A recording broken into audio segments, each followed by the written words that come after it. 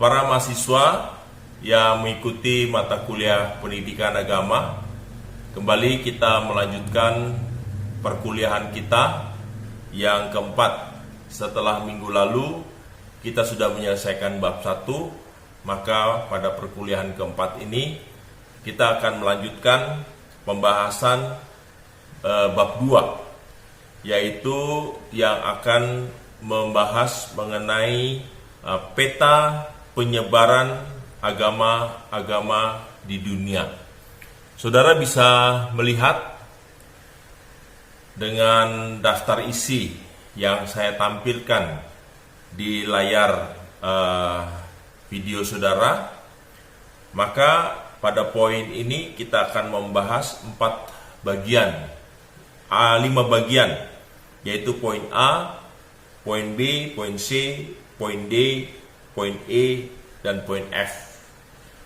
Untuk poin A, saya akan menjelaskan sedikit mengenai timeline world atau perjalanan berdirinya agama-agama yang ada di dunia ini, ya. Agama yang pertama yang berdiri di dunia ini yaitu agama Hindu. Agama Hindu lahir itu pada abad 3000 sebelum Masehi. Jadi ini agama yang paling tertua, saudara, ya. Agama yang paling tertua karena agama Hindu itu lahir pada pada tahun 3000 sebelum Masehi. Dan keberadaan agama Hindu itu ada di India, ya. Nah, agama Hindu sendiri itu memperluas pengaruh, ya, dan juga penyebarannya, sehingga agama Hindu tiba di Indonesia itu pada abad pertama, saudara. Pada abad pertama dengan ditandai lahirnya beberapa kerajaan Hindu yang ada di Indonesia, seperti kerajaan Kutai, ya, kerajaan pertama di Indonesia, lalu juga kerajaan yang sangat terkenal yang mempersatukan Nusantara, yaitu Majapahit. Nah, lalu agama Hindu lahir kemudian pada tahun 2000 sebelum Masehi, lahirlah di Timur Tengah, yaitu agama Yudaisme. Agama Yudaisme itu lahir dari Abraham, saudara, ya. Tetapi tidak sama seperti agama Hindu yang menyebar ke beberapa wilayah Asia termasuk di Indonesia, melainkan agama Yudaisme itu hanya ada di wilayah Timur Tengah yang sekarang disebut dengan Israel, Palestina, Jordania, ya. Jadi hanya ada di Asia, hanya di Asia saja. Nah, lalu setelah agama Yudaisme itu ada, maka lahirlah agama yang ketiga, yaitu agama Buddha.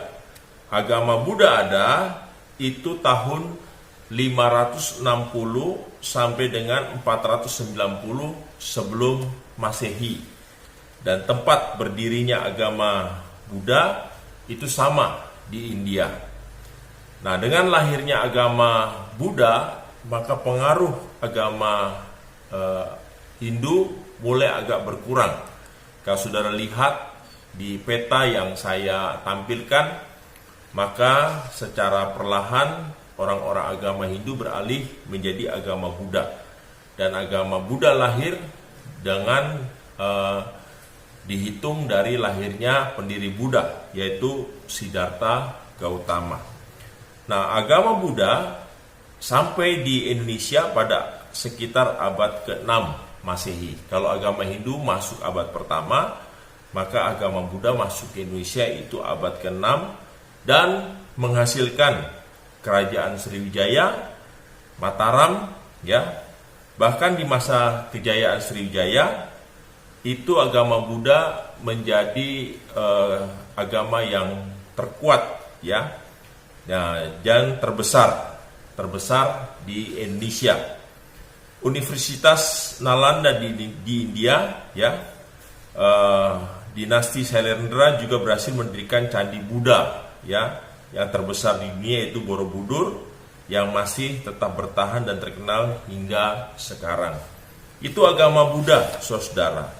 Nah, lalu setelah agama Buddha lahir, maka pada tahun 30 ya, pada tahun 30 setelah Masehi lahirlah agama Kristen, tepatnya di Yerusalem, yaitu yang sekarang disebut dengan Israel. Nah, saudara, agama Kristen itu muncul, dan kemunculannya itu perkembangannya begitu sangat pesat, saudara ya.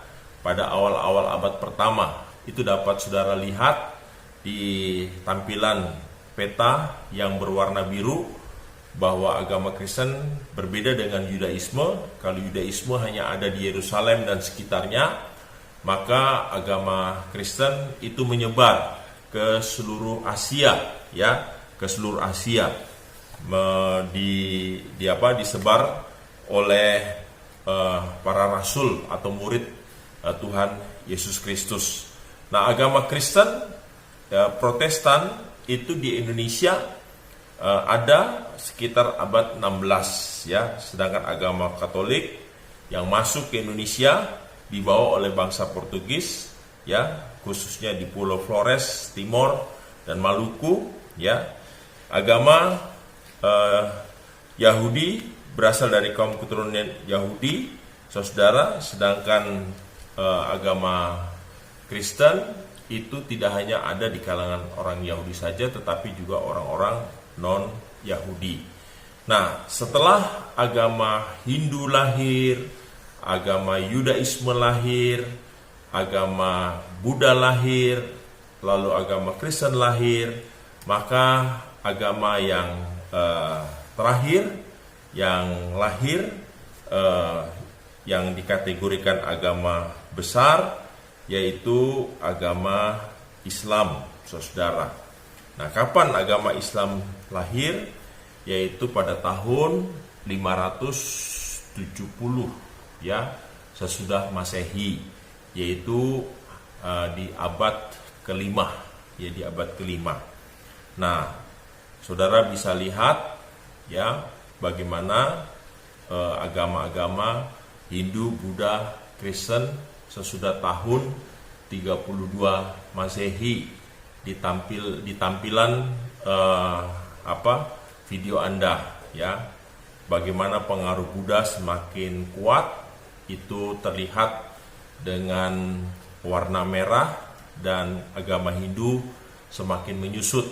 Begitu pula agama Kristen juga semakin kuat ditandai dengan warna biru.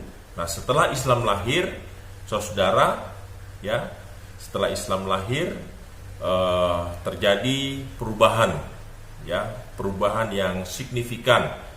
Kalau tadinya sebelum abad kelima agama Kristen yang semakin kuat di wilayah Asia Tengah ya, di Asia, agama Buddha dan Hindu, maka ketika Islam lahir di Arab ya, tepatnya di Mekah, maka secara perlahan itu di daerah-daerah Mediterania Arab sudah mulai semakin kuat ya, itu ditandai dengan warna hijau ya, dengan warna hijau. Dan semakin lama perkembangannya semakin pesat ya, hampir sama dengan agama Kristen. Jadi warna biru itu agama Kristen, warna hijau itu agama Islam, warna merah itu agama Buddha, warna kuning itu agama Hindu. Sampai pada abad pertengahan kita melihat ya perkembangannya sudah semakin berbeda, saudara, ya. Ada 4 kekuatan besar agama di dunia, ya, seperti yang saudara lihat di tampilan peta di video yang saya tampilkan, ya. Di sini saudara bisa melihat. Nah, negara-negara Kristen, Muslim, ya, ini mereka saling, ya, agama saling mengekspansi, artinya melebarkan sayap, ya, melebarkan sayap. Nah, Islam sendiri itu masuk ke Indonesia ke abad 14 melalui para pedagang Gujarat, India, dan menyebar sampai pantai barat Sumatera, dan kemudian berkembang ke timur Pulau Jawa, menghasilkan beberapa kerajaan Islam, yaitu Kerajaan Demak, Pajang, Mataram, dan Banten, ya. Nah, kita lihat saudara, perkembangan agama pada abad pertengahan, ya, pada abad pertengahan kita melihat bagaimana yang warna hijau Islam semakin kuat, ya, khususnya di daerah Asia. Maka Kristen itu di wilayah barat, Buddha tetap di daerah India, ya, dan kita melihat sampai pada abad pertengahan Hindu juga pengaruhnya cukup kuat dengan Buddha itu ada di Indonesia, karena memang Islam baru masuk ke Indonesia itu abad ke-14, saudara. Nah, sekarang kita lihat apa yang terjadi, saudara, khususnya pada abad ke-11 yang terkenal dengan perang salib, ya. Terjadi perang salib. Bagaimana tentara-tentara Crusader dari Eropa, mereka berupaya mau mengekspansi, ya, mengekspansi ke wilayah timur. Ini terjadi pada abad ke-11. Nah, pasca perang salib kita melihat, ya, bagaimana penyebaran agama semakin nampak jelas, ya, nampak jelas pasca perang salib, yaitu setelah abad ke-11 dan 12, ya. Di sini Islam begitu sangat mendominasi, ya, mendominasi. Lalu juga Buddha dan Hindu, ya, agama Kristen tetap ada, tetapi itu di wilayah barat, saudara.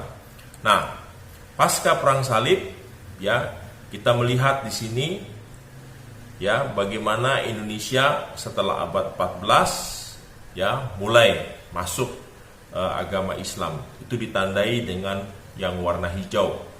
Dan kita lihat Hindu semakin menyusut, saudara-saudara, ya, agama Hindu semakin menyusut. Justru agama Buddha semakin menguat, ya, semakin menguat di pasca perang salib. Itu artinya di atas tahun abad 12 ke atas, ya.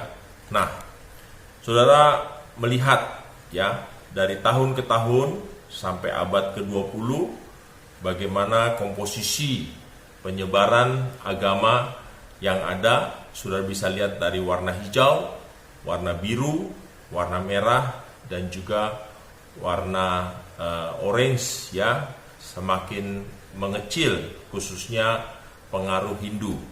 Nah, saudara bisa melihat selanjutnya, ya, ekspansi agama Kristen, ya, sampai ke Afrika, lalu juga masuk ke Asia Tengah, ya. Ekspansi agama Kristen itu menjelang abad-abad 20, ya, terjadi perkembangan yang cukup signifikan. Nah, maka kita akan melihat kekristenan juga semakin berkembang, khususnya mulai masuk abad-abad ke-18 dan 19, ya, dengan terjadinya pengiriman para misionaris dan berkembang sampai ke Amerika, sampai ke Eropa, bahkan ke Afrika, ya, sehingga kekristenan menjadi agama yang terbesar pertama lalu disusul dengan Islam, ya. Nah, saudara bisa melihat orang Yahudi juga masih tetap eksis, dia bertahan, tetap ada di Israel, ya. Walaupun pengaruhnya kecil, tetapi tetap ada. Dia dihimpit oleh dua agama besar, yaitu agama Kristen dan agama Islam. Nah, saudara, ekspansi Yahudi itu terjadi oleh karena orang-orang Yahudi mengalami diaspora, ya, tetapi tidak sedahsyat perkembangan agama Islam maupun agama Kristen, ya. Ini dapat saudara lihat petanya sampai pada abad ke-20, saudara. Nah, penyebaran agama di abad ke-20, komposisi terakhir, ya, saudara lihat yang warna biru yaitu agama Kristen sudah menyebar, ya, hampir ke seluruh belahan dunia di 5 benua. Begitu pula dengan Islam, lalu Hindu, lalu Buddha, ya. Sedangkan Yudaisme tetap ada di Israel dan kecil, sangat kecil sekali. Nah, itulah sekilas saya bisa tampilkan bagaimana terjadi penyebaran agama yang ada di dunia ini, khususnya agama-agama besar. Para mahasiswa yang mengikuti mata kuliah pendidikan agama, setelah saudara mengikuti tayangan video ke-3 dan ke-4, maka saya ingin memberikan tugas harian kepada saudara-saudara semua, baik untuk mahasiswa kelas pagi, kelas siang maupun kelas malam, dengan pertanyaan sebagai berikut. Mengapa masih terjadi konflik antar agama di Indonesia? Ya, mengapa masih terjadi konflik antar agama di Indonesia? Apa faktor penyebab sehingga masih terjadi konflik di beberapa daerah di Indonesia, dan saudara harus memberikan penjelasan dan juga memberikan jawaban sesuai dengan apa yang saya sudah sampaikan pada tayangan ketiga dan keempat di dalam video saya. Untuk itu, saudara bisa kirim jawaban saudara melalui email. Bisa saudara kirim jawaban 1 halaman atau 2 halaman sesuai dengan format yang sudah saya sampaikan kepada saudara, ya. Saya tunggu jawaban saudara karena ini penting. Saya harus tanyakan kepada saudara agar sebelum kita memasuki video atau pelajaran kelima, maka saudara dapat memahami faktor-faktor yang menyebabkan terjadinya konflik antar agama yang terjadi di Indonesia. Saya tunggu jawaban saudara, dan saudara akan mengirimnya melalui email. Besar. Nanti dalam bagian selanjutnya saya ingin menjelaskan satu persatu, ya, secara mendetail mengenai agama Hindu, ya, siapa pendirinya, ajarannya apa, lalu juga agama Buddha, Yudaisme, Islam, Kristen. Saya akan menjelaskan pada bagian-bagian selanjutnya lebih mendetail lagi, yaitu berkisar mengenai ajaran yang mereka lakukan. Tetapi sebelumnya nanti juga kita akan membahas sedikit, ya, yaitu mengenai agama animisme. Jadi saudara ikuti terus mata kuliah pendidikan agama, karena ini akan baik untuk kita memiliki wawasan yang luas berkaitan dengan penyebaran dan juga sejarah berdirinya agama-agama. Kiranya melalui apa yang saya sampaikan bisa menambah wawasan saudara mengenai pengetahuan agama-agama yang ada di dunia ini, khususnya agama yang besar. Ya, sampai jumpa pada pelajaran kelima, dan kita akan membahas mengenai pokok-pokok penting lainnya. Terima kasih.